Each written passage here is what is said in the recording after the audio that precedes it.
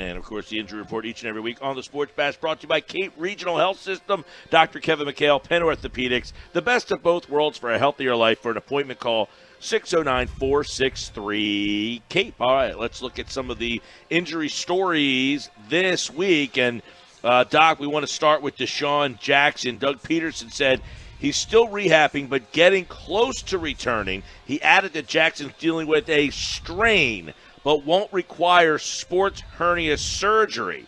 So I want to ask you, number one, does this kind of – he's been out since week 2. It sounds like he's not going to be ready. There's been reports that he might not be ready till week 9. Does the length of time he's been out suggest that this might be more than Doug Peterson is letting on?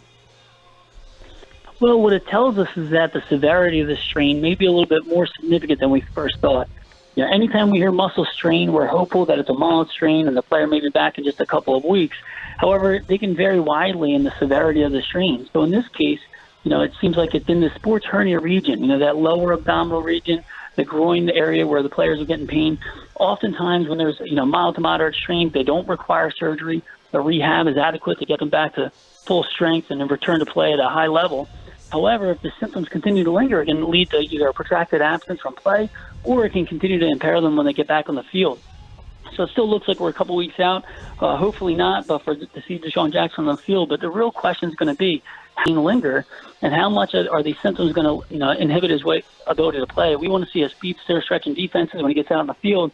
And if he continues to have pain that limits his performance, or if he re-aggravates it once he's on the field, then that surgery that right now is off the table may become an option down the line. Yeah, I mean, if you're just – obviously you haven't seen DeSean and haven't dealt with him, but does this kind of indicate sports hernia to you? There has been at least one doctor who recommended surgery. So with a sports hernia, it's just an idea that it's just the location of that muscle strain. So a sports hernia, we're referring to the muscles at the lower abdomen and the groin there where the inner thigh muscles attach on this one bone and the lower pelvis there. So it's really just the location of the muscle strain.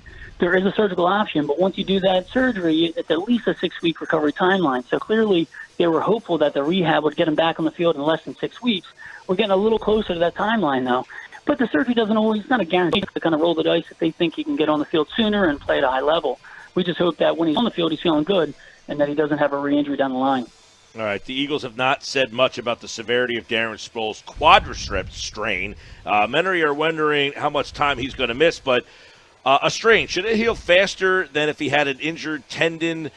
Because he's had some problems in that age, previous injury. Like when you look at quadricep problem with a guy at his age, does that all, you know, factor in for you? Yeah, you know, so first of all, it's a huge big deal that he doesn't have a tendon injury. So when you have a quadriceps tendon injury, that's where the quadriceps turns into a tendon where it attaches right to the kneecap. Typically, that's a season-ending injury. It requires a surgery, a lengthy rehab to get back out on the field. And for someone at his age and where he is in his career, could potentially be a career-threatening injury. So that's a great thing that it's not a quadricep tendon tear. But a quad strain still could be significantly limiting. You know, we saw him last strain that led to about a 10-week absence or something like that last year. So we're hopeful that it's not the case, that, you know, again, it may be a little mild or moderate strain and maybe a couple-week absence and then he's back on the field. But we really don't know. And with what they released from the team so far, just week to week, that's the same thing they said last year. We really have no idea just how bad that muscle strain is. Definitely better than a tendon tear, but it's hard to predict when we'll see him on the field. All right, let's go to Sidney Jones. Hamstrings, reoccurring issue the last couple of years. What are guys like you, what can you guys do to prevent and try to reduce or eliminate this? Is there anything that you guys can do to help with this? Because there's a lot of time where guys in your position sometimes, you know, what's the medical staff doing? These guys all have hamstring and soft tissue issues. This has been a reoccurring issue for Sidney Jones. So is there something that can help prevent this? Well, so first of all, this issue's been plaguing the Eagles this year. Obviously, you're going to hear a lot about, you know, what's the medical staff doing to help prevent it. The one thing I want to say is, you know, these guys are testing the limits of the human body, right?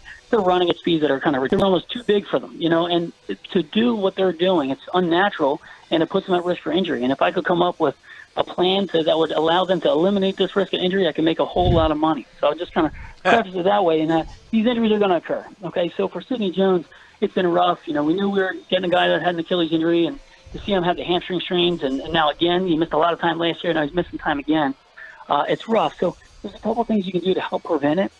And one thing is a lot of the strength training and the agility training that they do in the off season, during the season, is all about building up fitness, decreasing muscle imbalances that can put them at risk for injury, and just overall increasing their conditioning to help decrease risk of injury. So all that stuff's helpful. Once a player gets these injuries, though, they're at such a higher risk of re-injury. It's about like 2 to 6 times higher, depending on the study you look at, based on when they have an injury, whether it's going to recur or not. But the muscle just doesn't feel quite like it was before it was injured. So all these things play a role, and it definitely puts them at risk for a problem down the line, but hopefully see him on the field soon. All right, there's today's injury report. Good stuff with Dr. Kevin McHale, Cape Regional Health System, Penn Orthopedics, the best of both worlds for a healthier life. For an appointment, call 609-463-CAPE or visit caperegional.com/orthopedics. All right, Doc, appreciate it as always. All right, let's hope the Eagles have some good luck against the Vikings this weekend.